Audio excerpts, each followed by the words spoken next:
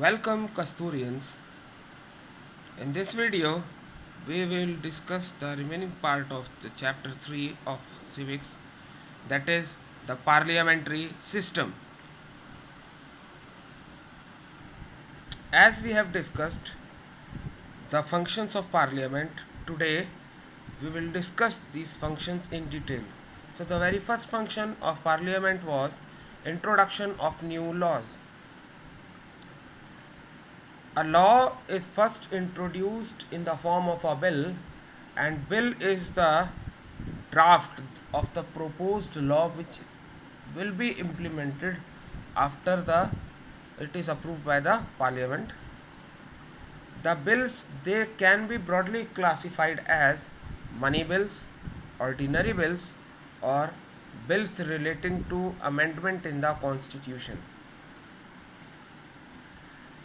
A bill becomes a law when it passes from various stages. First, the person who is introducing the bill delivers the speech to explain the purpose and importance of bill, and the copies of the same are distributed among all the members of the parliament. In the second reading, there is a detailed discussion for the bill, including those who are in favor. They give the argument why the bill is necessary, and those who oppose, they try to point the weaknesses or shortcomings of the bill. There may be some changes which are suggested or which may not be accepted. The bill is sent to a select committee or a joint committee for further discussion, and then it is sent for the third reading. In the joint committee, members of both the houses of parliament are there. In this third reading, the final form of the bill is put before the house. Final discussion takes place, and then voting is done for the bill to be implemented or not. If more than 50% of the votes are cast in favor, then the bill is passed and it is sent to other house, where the same procedure is followed. And if there are some discrepancies, then the other house may send it back. Joint sitting. In this, a situation of deadlock arises when the bill is sent. In case when the bill is sent back by the other house with some suggestions, then it's a situation of deadlock, and suggestions are there, but the house where it originated is not agreeing to accept the suggestions. Then the president summons a joint sitting of the two houses, and the speaker presides over such meetings, and it is in the joint sittings that the decision is taken by majority of the total number of members of both houses of parliament, and voting is done. Once the bill gets passed from both the houses, it is sent to the president for approval, and the president, if he feels, may suggest some changes and then send the bill back. But it is totally up to the parliament whether the parliament may accept or not accept the changes and send the bill back to the president. In that case, the president has to sign the bill, and then the bill becomes a law. We have money bills also. A money bill is introduced in Lok Sabha only. Rajya Sabha can return it within 14 days from the day of receiving the bill. If the money bill is not returned by Rajya Sabha within 14 days, it is considered and it is deemed to be passed by Rajya Sabha, and if the Rajya Sabha suggests changes in the bill, it is not binding upon the Lok Sabha to accept them. Then the Lok Sabha has an upper hand in case of a money bill. There is no provision of joint sitting in case of a money bill.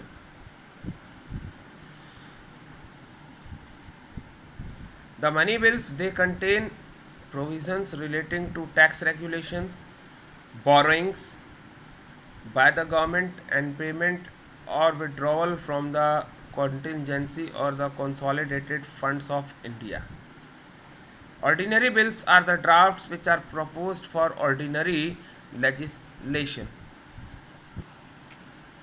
The constitutional amendment bills, they are the bills which deal with bringing about changes or amendments in our constitution. They can be introduced in either house of the parliament. Now, financial control over government's income. The parliament, it exercises a control over government's income and expenditure. The parliament provides ways and means to raise the revenue required and also ensures the money which is to be granted, it has been spent for the purpose for which it was authorized. The parliament in this way exercises financial control over the government through budget, the consolidated fund of India, grants and the contingency funds. Budget. Budget is a document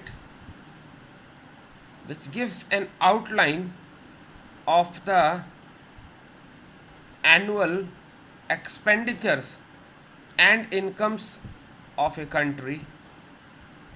This budget is placed by government in its annual financial statement before the parliament. It shows the income of the government in detail and how, and it is actually the expected income of the government in detail and how the income is going to be spent during the particular financial year. And this budget is presented before the parliament by the finance minister. The parliament, it also exercises the control over the executives. How? The parliament keeps a check on the ministers and their work. The parliament members, they can question the ministers regarding the policies and programs of the government, and for this a particular time as question hour is there. During the 0 hour, immediately after the question hour it starts, the members can raise issues of public interest, and if the members are not satisfied with the functioning of the government, a no confidence vote can be passed in the Lok Sabha to remove the government from power. The parliament, it also works as an organ of information. The members of parliament, they can ask for any information except those which are a possible threat for the security of the country. The information provided by the parliament is truthful and precise. It is collated not only through debates but also through the specific medium of questions to ministers. The parliament, therefore, is not just a law-making body, but it is also a multifunctional institution. Now we will discuss about the two key figures in Indian Parliament, that is the President and the Prime Minister and his Council of Ministers. So, the President is the head of the state. An electoral college consisting of elected members of the both houses of Parliament and the legislative assemblies of the states and union territories are involved in electing the President of India. The President is in office for a term of 5 years. A candidate to be elected as a President of India must be a citizen of India, must be of 35 years of age or above that. He must not be holding any office of profit under central, state or local governments. A salary of rupees 5 lakh per month is given to President. Also, other allowances permissible by law in force from time to time are given to the President. The salary and allowances cannot be reduced during the President's term of office. The powers of President can be classified as the legislative powers, the executive powers, the judicial powers, financial powers, military powers, diplomatic powers, and emergency powers. The President can summon or suspend the Parliament, or he can dissolve the Lok Sabha after consulting the Prime Minister. He can jointly address both the houses of Parliament, and he can address a joint sitting of both houses at the beginning of the first session, after each general election to Lok Sabha, and at the beginning of first session of each year. And in case if the Parliament is not in session, the President can issue ordinances, that is, the laws. It is having same force as the laws which are implemented and made by the Parliament, but these ordinances can be effective only for 6 months, and the ordinance is to be validated by the Parliament within 6 weeks of its reassembly. In the executive powers, the President can appoint the leader of the majority party as the Prime Minister. The President can appoint the governors of states, and the President can also appoint the Chief Justice and other judges of the Supreme Court and the High Court.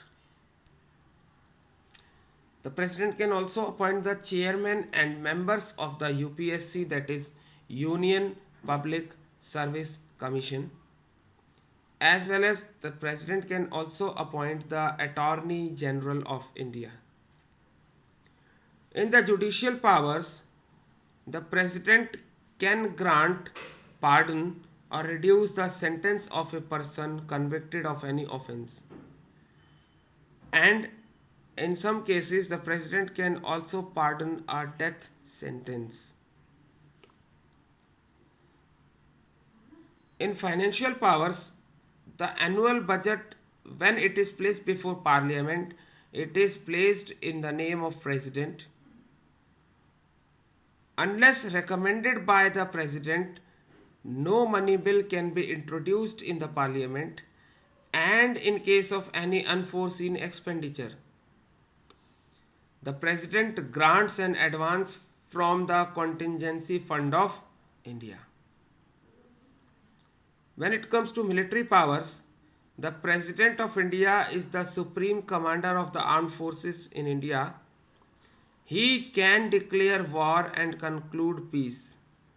And the Army, Navy and Air Force chiefs, they are appointed by President himself.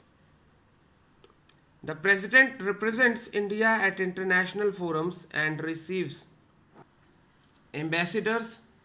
The ambassadors and the high commissioners to other countries are appointed by President, and the international treaties and agreements are concluded by the name of President himself. So these are the diplomatic powers of President. In case of special emergency situations, the President is vested with certain emergency powers. What are these? He can impose emergency in case of an external aggression or an armed rebellion. He can also impose emergency in if the constitutional machinery of the state breaks down. Also, in case there is a threat to the financial stability of the country, he can impose emergency. When the breakdown of constitutional machinery is there in a state, the president takes over the rule of the state, and this is called president's rule.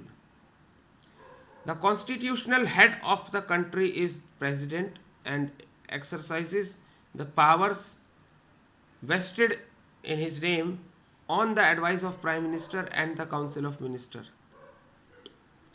But although the president is advised by Prime Minister and the Council of Ministers, the position of the president is one of authority and prestige.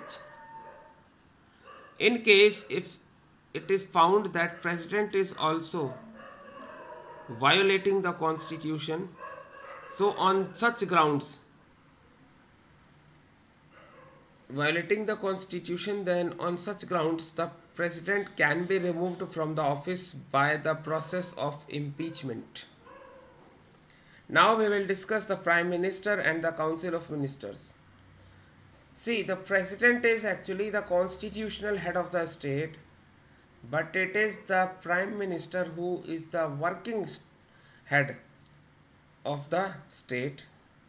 The Prime Minister is the head of the majority party and the leader of the Lok Sabha.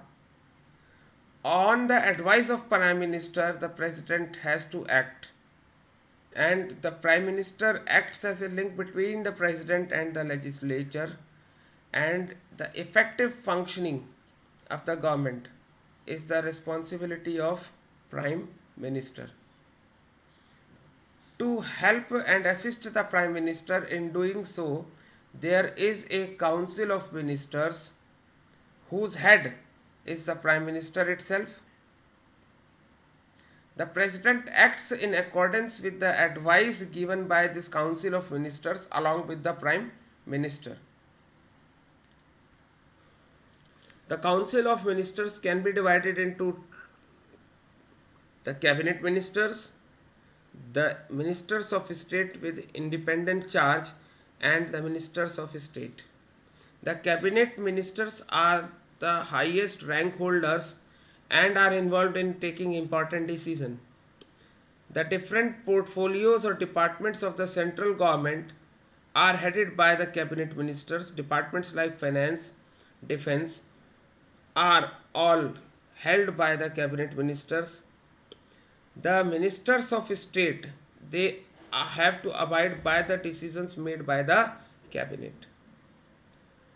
To be appointed as a minister, a person must be a member of either House of Parliament, and in some cases a person who is not a member can be appointed for 6 months, but during this duration he has to obtain membership of either house, that is the Lok Sabha or the Rajya Sabha.